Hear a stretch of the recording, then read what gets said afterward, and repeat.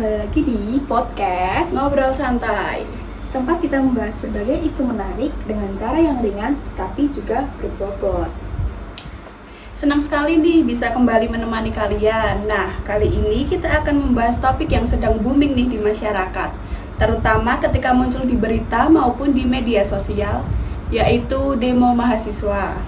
Betul sekali, ketika kita mendengar kata demo mahasiswa, pasti banyak orang yang membayangkan ribuan mahasiswa turun ke jalan, membawa spanduk, menyampaikan orasi, bahkan terkadang terjadi bentrokan dengan aparat. Namun sebenarnya apa sih demo mahasiswa itu?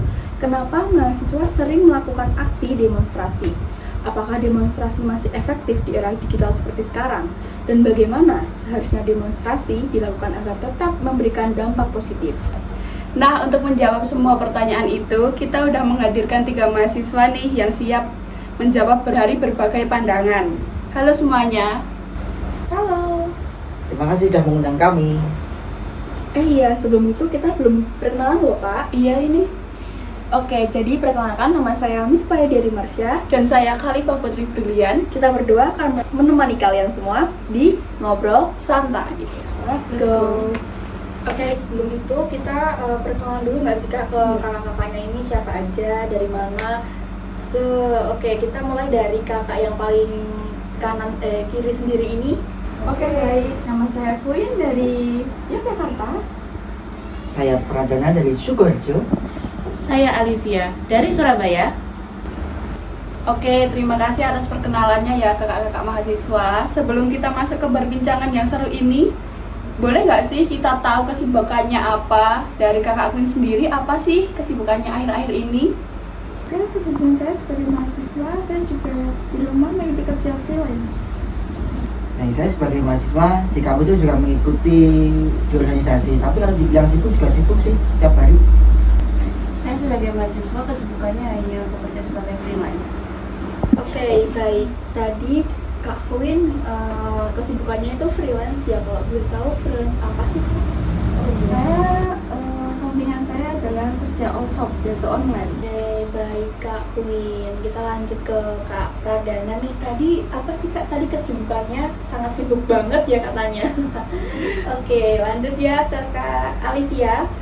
Tadi apa freelance-nya Kak? Kalau boleh tahu nih kita. Kesibukan saya sebagai mahasiswa yaitu freelance. Freelance itu adalah sebagai mempromosikan hotel untuk acara keluarga dan acara resmi lainnya. Kita mulai dari pertanyaan yang paling dasar dulu nih Kak. Menurut Kak Queen sendiri, sebenarnya apa sih yang dimaksud demo mahasiswa itu?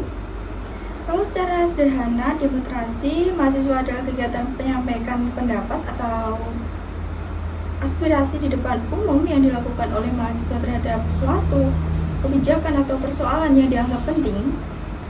Jadi demo bukan sekedar turun ke jalan atau berteriak-teriak. Biasanya sebelum melakukan aksi, mahasiswa mengadakan diskusi, mengumpulkan data, kajian, bahkan penyusunan tuntutan secara sistematis. Berarti demo itu bukan tindakan yang asal dilakukan ya Kak? Betul sekali, di Indonesia penyampaikan pendapat di muka umum merupakan hak setiap warga negara yang dijamin oleh konstitusi. Nah, pertanyaan berikutnya untuk Kak Pradana nih. Mengapa sih yang sering melakukan demo itu justru malah mahasiswa? Karena mahasiswa sering disebut sebagai agen absen atau agen perubahan. Mahasiswa dianggap sulit sekali harus berpikir kritis, memiliki akses terhadap ilmu pengetahuan, serta memiliki tanggung jawab moral untuk kepedulian terhadap masyarakat. Biasanya mahasiswa melakukan demonstrasi ketika ada kebijakan pemerintah yang tidak sejalan dengan apa yang diinginkan oleh masyarakat. Misalnya mengenai pendidikan, biaya kuliah yang tinggi, serta punya pajak dan lain-lain sebagainya. Seperti itulah. Oke, jadi demo bukan semata-mata mencari perhatian ya Kak? Oh bukan.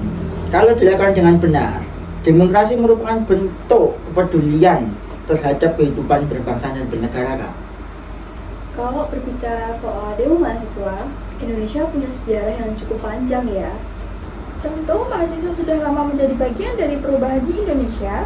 Misalnya pada tahun 1966, mahasiswa ikut menyuarakan perubahan politik.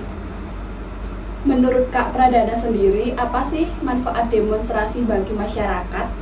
Itu cukup banyak. Itu yang pertama, demonstrasi menjadi sarana prasarana menyampaikan aspirasi kepada rakyat. Itu yang pertama. Yang kedua, pemerintah bisa mengetahui persoalan yang dirasakan oleh masyarakat sendiri. Itu yang ketiga, demonstrasi dapat menjadi kontrol terhadap kebijakan pemerintah. Yang keempat, meningkatkan kepedulian terhadap masyarakat soal isu-isu sosial yang ada di kalangan masyarakat. Baik, untuk jawabannya Kak Pradana tadi. Oke, namun di sisi lain ini kan masih ada masyarakat yang menganggap demonstrasi itu justru mengganggu aktivitas. Nah, bagaimana menurut Kak Alivia sendiri? Pendapat itu juga benar. Kalau demonstrasi dilakukan secara tertib dan tidak merusak fasilitas umum, maka masyarakat akan lebih menghargainya. Namun, jika ada tindakan anarkis seperti merusak fasilitas umum, membakar ban sembarangan, dan melempar batu, justru pendapat masyarakat selalu diabaikan. Oke, sekarang kan hampir semua masyarakat itu aktif di media sosial ya Kak. Menurut Kakak sendiri, apakah demonstrasi ini masih relevan? Menurut saya masih sangat relevan. Media sosial memang memudahkan untuk penyebaran informasi, namun demonstrasi langsung tetap memiliki kekuatan media. Aksi di lapangan menunjukkan bahwa banyak orang benar-benar peduli terhadap suatu isu. Yang ideal adalah menggabungkan keduanya. Media sosial digunakan untuk memberikan edukasi dan menyebarkan informasi. Oke, baik. Kalau boleh memberi saran, seperti apa demonstrasi yang baik itu Kak Alivia? Saran yang paling penting, jangan hanya pandai mengkritik. Mahasiswa juga harus mampu menawarkan solusi yang realistis dan bermanfaat bagi masyarakat. Buat yang terakhir nih, apa sih pesan kakak-kakak mahasiswa untuk mahasiswa di Indonesia ini? Jadilah mahasiswa yang aktif, membaca, berdiskusi, dan berpikir kritis. Baik, dari saya sendiri itu untuk pesan-pesan terhadap masyarakat atau buat mahasiswa. Itu ya jangan mudah terpercaya dengan informasi-informasi yang belum jelas kebenarannya. Selalu cari sumber yang dapat dicari atau dipercaya sebelum ikut menyebarkan atau mendukung suatu isu atau suatu berita yang akan kita sampaikan ke masyarakat. Kalau menurut saya, yang paling penting, jangan hanya pandai mengkritik. Mahasiswa juga harus mampu menawarkan solusi yang realistis dan bermanfaat bagi masyarakat. Nah, setelah membahas berbagai sisi demonstrasi mahasiswa, menurut kakak semua, apa solusi terbaik agar demonstrasi bisa berjalan dengan baik dan memberikan dampak positif? Menurut saya, yang paling penting adalah memperkuat komunikasi dan dialog antara mahasiswa dengan pemerintah. Kalau keduanya belah pihak mau saling mendengarkan, banyak masalah bisa diselesaikan tanpa harus menimbulkan konflik. Setuju. Lalu bagaimana peran mahasiswa itu sendiri? Mahasiswa harus menyampaikan aspirasi secara damai, serta berdasarkan data dan fakta, serta menghindari tindakan-tindakan yang anarkis untuk demi kenyamanan masyarakat juga. Kalau dari kakak sendiri ada tambahan? Selain demonstrasi, mahasiswa juga bisa memanfaatkan diskusi, media sosial, atau forum resmi untuk menyampaikan aspirasi. Yang terpenting bukan hanya mengkritik, tetapi juga memberikan solusi yang membangun. Jadi bisa disimpulkan bahwa demonstrasi tetap penting sebagai bagian dari demokrasi, tetapi harus dilakukan dengan bijak, damai, dan juga disertai solusi agar tujuan yang diinginkan benar-benar tercapai. Wah, kali ini pembahasannya sangat menarik ya. Dari diskusi hari ini kita belajar bahwa demonstrasi mahasiswa merupakan salah satu cara menyampaikan aspirasi dalam negara demokrasi. Aksi tersebut memiliki tujuan untuk mengawal kebijakan publik dan menyuarakan kepentingan masyarakat. Asalkan dilakukan dengan damai, bertanggung jawab, dan sesuai dengan aturan hukum. Benar sekali nih Kak. Selain turun ke jalan, mahasiswa juga dapat menyampaikan aspirasi melalui dialog, kajian ilmiah, dan juga media sosial ataupun forum diskusi. Yang terpenting adalah menjaga etika, menggunakan data yang valid, mengedepankan solusi daripada sekedar kritik. Terima kasih kepada ketiga narasumber atas penjelasannya.